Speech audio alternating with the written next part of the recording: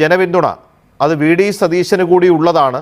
ഇതിൽ കോൺഗ്രസിൽ തർക്കം നിൽക്കുന്ന പശ്ചാത്തലത്തിൽ ലീഗിന്റെ ഈ പരസ്യ നിലപാടിനെ എങ്ങനെയാണ് താങ്കൾ കാണുന്നത്? അങ്ങനെ ചോദിക്കുക ശിവാനന്ദ ഇവിടെ കുത്തിരിക്കാൻ പറഞ്ഞു. പിന്തുണക്കുന്നു, സ്വാഭാവികമാണ്. പ്രതിപക്ഷ നേതാവ് എന്ന രീതിയിൽ അദ്ദേഹം വലിയ പോരാട്ടം നടത്തിയിട്ടുണ്ട്. മാത്രമല്ല, പിണറായി വിജയനെതിരായിട്ടുള്ള ഈ സർക്കാരിന്റെ കെടുകാര്യസ്ഥതയ്ക്കും അഴിമതിക്കും മാസപ്പടിക്കും ഒക്കെ എതിരായിട്ടുള്ള വലിയ ചെറുത്തുനിൽപ്പിൽ മറ്റു കാര്യങ്ങളൊക്കെ സതീശൻ അതിന്റെ മുൻപന്തിയിൽ ഉണ്ടായിരുന്നു. അദ്ദേഹമാണ് ചെറുത്തുനിൽപ്പിന്റെ ഒരു പ്രതീകവും പ്രതിരൂപവും എന്ന കാര്യത്തിൽ ആർക്കും ഒരു സംശയമില്ല. കോൺഗ്രസിൽ മാത്രമുള്ള ഒരു പരിപാടിയാണ്. ഇവിടെ കുറച്ച് ആൾക്കാർ കൂടി നിന്ന് ആലോചിക്കും.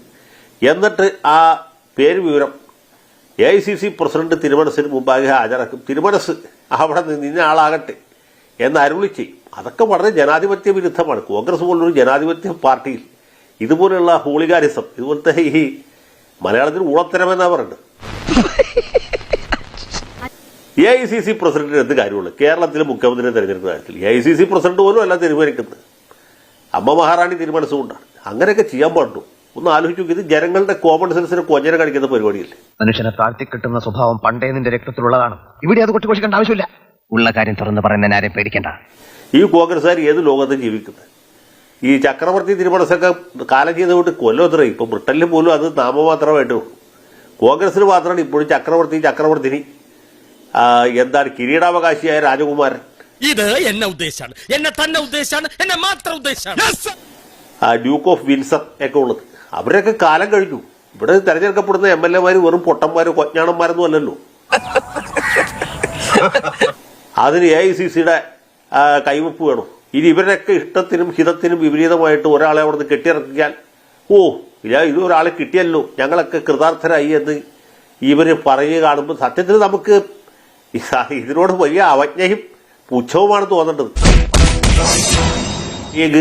എടുത്ത് വളരെ ബുദ്ധിപരമായ വിവേകപൂർണമായ നിലപാടാണെന്ന് ഞാൻ പറയും. കാരണം ഇവിടെ ഇദ്ദേഹമാണ് മുന്നിൽ നിന്ന് നയിച്ചത്. അപ്പോൾ സ്വാഭാവികമായിട്ടും അദ്ദേഹത്തിന്റെ പേര് പരിഗണിക്കപ്പെടേണ്ട ഒന്ന് തന്നെയാണ്. അത് തീർച്ചയായിട്ടും പരിഗണിക്കപ്പെടേണ്ടുന്ന പേരുകളിൽ ഒന്നാമത്തേത് സതീശന്റെ പേര് തന്നെയാണ്. തിരിച്ചറിയാൻ വൈകിപ്പോയി സുഹൃത്തെ. എന്ന് വെച്ചാൽ രമേശ് ചെന്നിത്തലയുടെ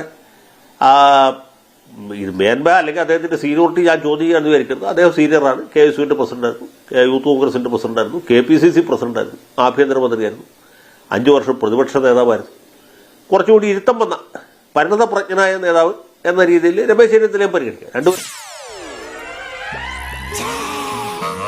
ശ്രീ MN കാരശ്ശേരി സംസാരിച്ചപ്പോൾ അദ്ദേഹം പറഞ്ഞത് ജനവികാരം ആർക്കൊപ്പമാണ് എന്ന് മാത്രമേ ലീഗ് പറഞ്ഞിട്ടുള്ളൂ, ജനവികാരം മാത്രം ആർക്കൊപ്പമാണ് എന്ന് മാത്രമേ തങ്ങൾ പറഞ്ഞിട്ടുള്ളൂ എന്ന് പറയുമ്പോൾ കുഞ്ഞാലിക്കുട്ടി 4 ദിവസം മുമ്പ് പറഞ്ഞത് കൂടി ചേർത്ത് വായിച്ചു കഴിഞ്ഞാൽ ആ ജനവികാരം വി.ഡി. സതീശനൊപ്പമാണ്, ആ ആളാണ് മുഖ്യമന്ത്രി എന്ന തരത്തിൽ തന്നെയുള്ള പൊളിറ്റിക്കൽ സ്റ്റേറ്റ്മെന്റാണ് അദ്ദേഹത്തിന്റെ ഭാഗത്ത് നിന്ന് വന്നിരിക്കുന്നത്. എന്തുകൊണ്ട് അങ്ങനെ ആയിക്കൂടാ? അന്ന് ശ്രീ കുഞ്ഞാലിക്കുട്ടി ഈ മാധ്യമ സമ്മേളനത്തിൽ പറഞ്ഞിരിക്കുന്ന മറ്റു ചില കാര്യങ്ങൾ കൂടിയുണ്ട്. അതായത് റിസൾട്ട് വന്നതിന് ശേഷം കോൺഗ്രസിന് ഒരു മെത്തേഡുണ്ട്, അതനുസരിച്ചിട്ടാണ് നേതാവിനെ തിരഞ്ഞെടുക്കുന്നത് എന്നാണ്. ആ മെത്തേഡ് എന്താണെന്ന് നമുക്കറിയാം. ലളിതമായ ഭാഷയിൽ അത് സാധാരണക്കാരെങ്ങനെയാണ് മനസ്സിലാക്കുന്നത് എന്നതിനെക്കുറിച്ച് ശ്രീ ജയശങ്കർ പറഞ്ഞു.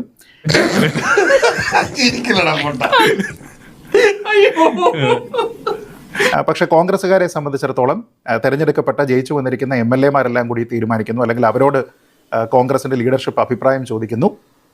പാർട്ടിയിലെ തന്നെ MLA-മാരല്ലാത്ത മുതിർന്ന നേതാക്കളോട് അഭിപ്രായം ആരായുന്നു.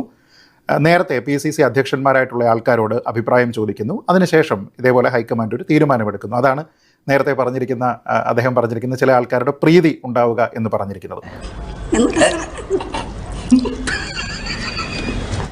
തങ്ങളുടെ പിന്തുണ ആർക്കാണ് എന്ന് അത് ജനവികാരം എന്നുള്ള ഒരു വാക്കിനെ ഉപയോഗിച്ചുകൊണ്ട് പരസ്യമായി പറയുകയും അതുവഴി ഒരു സ്വാധീന പ്രവൃത്തി ചെയ്യാനായിട്ട് ലീഗിൻ്റെ നേതൃത്വം ശ്രമിക്കുകയും ചെയ്യുകയാണ്.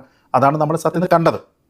ഇത് ഗുണമാണോ ദോഷമാണോ എന്ന് ചോദിച്ചാൽ സത്യത്തിൽ ഇത് ലീഗിന് നല്ലതല്ല. അതുകൊണ്ട് തന്നെ ലീഗിൻ്റെ ഓപ്പൺ സപ്പോർട്ട് കിട്ടുന്ന ആൾക്കാർക്ക് നല്ലതല്ല എന്നാണ് എൻ്റെ വ്യക്തിപരമായിട്ടുള്ള അഭിപ്രായം. സതീശനെതിരെ ഈ സതീശന്റെ എതിർ ക്യാമ്പ് ഉയർത്തുന്ന ഒരു പ്രധാനപ്പെട്ട ആരോപണം മതസാമുദായ ശക്തികൾക്ക് അതീതമാണെന്നൊക്കെ പറയുമ്പോഴും ജമാഅത്തെ ഇസ്ലാമിയെ നോവിക്കാത്ത ആളാണ്, മുസ്ലിം സംഘടനകളുടെ പ്രിയതോടനാണെന്നൊക്കെയുള്ളൊരു നറേറ്റീവ് ഒരു ഭാഗത്ത് കൊണ്ടുവരാൻ ശ്രമിക്കുമ്പോഴാണ് ലീഗ് ഒരു മുഴം നീട്ടി വി.ഡി. സതീശന്റെ പേര് പരസ്യമായി പറയുന്നത്. അതുകൊണ്ടാണ് ഞാൻ ചോദിച്ചത് ഗുണമോ ദോഷമോ എന്ന്. അത് ഗുണമല്ല എന്ന് തന്നെയാണ് ഞാൻ കരുതുന്നത്. അങ്ങനെയൊക്കെ വഴിയില്ല. കാരണം ശ്രീ വി.ഡി. സതീശനെ വ്യക്തിപരമായി നമുക്ക് എല്ലാവർക്കും ഇഷ്ടമുള്ള നേതാവാണ്. അപ്പോൾ അദ്ദേഹം ഒരു സമുദായത്തിൻ്റെയും സംഘടനയുടെയും നേതാവിൻ്റെയും ഒന്നും തിണ്ണനിരങ്ങാത്ത നേതാവാണ് എന്നൊക്കെ പറയുന്ന സമയത്ത് തന്നെയാണ് നമ്മൾ ഈ കണ്ടിരിക്കുന്ന ഈ തെരഞ്ഞെടുപ്പിൻ്റെ സമയത്ത് ഏറ്റവും കൂടുതൽ ചർച്ച ചെയ്യപ്പെട്ടിരിക്കുന്ന ജമാഅത്തെ ഇസ്ലാമി എന്നത് മതരാഷ്ട്ര സ്ഥാപനത്തിന് വേണ്ടി പ്രവർത്തിക്കുന്ന ഒരു സംഘടനയല്ല എന്ന രീതിയിലേക്കുള്ള ഒരു വെള്ളപൂശലൊക്കെ വന്നിരിക്കുന്നതും ഇപ്പോൾ NSS പോലെയുള്ള ഒരു സംഘടന, SNDP പോലെയുള്ള സംഘടന, അവരാരാകണം അടുത്ത മുഖ്യമന്ത്രി എന്ന് പറയുന്നത് പോലെ അല്ല ലീഗിൻ്റെ പ്രധാനപ്പെട്ട ഒരു നേതാവ് വന്നത് പറയുന്നത്. അതിലൊരു അനൗചിത്യമുണ്ട് പരസ്യമായിട്ടത് പറയുന്നത് എന്നതിനെക്കുറിച്ച്. അങ്ങനെ ഒരു പബ്ലിക് എൻഡോഴ്സ്മെൻറ്റ് നൽകുന്നത് കോൺഗ്രസിൽ ഇപ്പോൾ തന്നെ അടിയാണ്. ഇപ്പോൾ 3 പ്രധാനപ്പെട്ട ആൾക്കാർ മുഖ്യമന്ത്രി സ്ഥാനം ആഗ്രഹിച്ചിട്ട് അതുമായി ബന്ധപ്പെട്ട പ്രവർത്തനം നടത്തുന്ന സമയത്തിലേക്ക് ആ മിക്സിലേക്ക് ചാടിക്കയറി ഒരു അഭിപ്രായം പറയേണ്ടുന്ന ഒരു ആവശ്യം ലീഗിനുണ്ടായിരുന്നില്ല. ലീഗിന് കുഞ്ഞാലിക്കുട്ടി പറഞ്ഞതുപോലെയുള്ള ഒരഭിപ്രായം, അദ്ദേഹം പ്രകടിപ്പിച്ചതുപോലെയുള്ള ഒരു മിതത്വം, പക്വത അത് പ്രകടിപ്പിക്കാമായിരുന്നു എന്നാണ് ഞാൻ കരുതുന്നത്. ഇവിടെ ശ്രീജിത്ത് പണിക്കർ പറഞ്ഞ കാര്യം വളരെ ശരിയാണ്. ഞാനതാണ് നേരത്തെ സൂചിപ്പിച്ചത്. പക്ഷെ തീരുമാനം വഹിക്കാൻ പറ്റിട്ട് അതേ പറയേണ്ട കാര്യമുള്ളൂ. പാണക്കാട് താങ്കൾ ശുദ്ധത കൊണ്ട് അത് പൊതുവേദിയിൽ പറഞ്ഞു. അതാണ് സംഗതി. അല്ലാത്ത ആളുകൾ ഇതുപോലുള്ള പാർട്ടികളുടെ നേതൃസ്ഥാനത്ത് വരുമ്പോൾ സംഭവിക്കുന്നതാണ്. അത് തന്നെയാണ് വെള്ളാപ്പള്ളി നടശിവാക്കായിട്ട് പറഞ്ഞത്. എന്താണ് KC വേണുഗോപാലിന്റെ വിജയരഹസ്യം എന്ന് വെച്ചാൽ ഈ സ്ഥാനാർത്ഥികൾക്ക് ആവശ്യമായ ഫണ്ട് തെലങ്കാനയിൽ നിന്നും കർണാടകയിൽ നിന്നൊക്കെ എത്തിച്ചു കൊടുത്ത് വേണുഗോപാലാണ്. 2016-ലും 2021-ലൊക്കെ മത്സരിച്ച് തോറ്റുപോയ പല സ്ഥാനാർത്ഥികളുടെ കട ഇതുവരെ വീടിയിട്ടില്ല. മനസ്സിലായില്ലേ?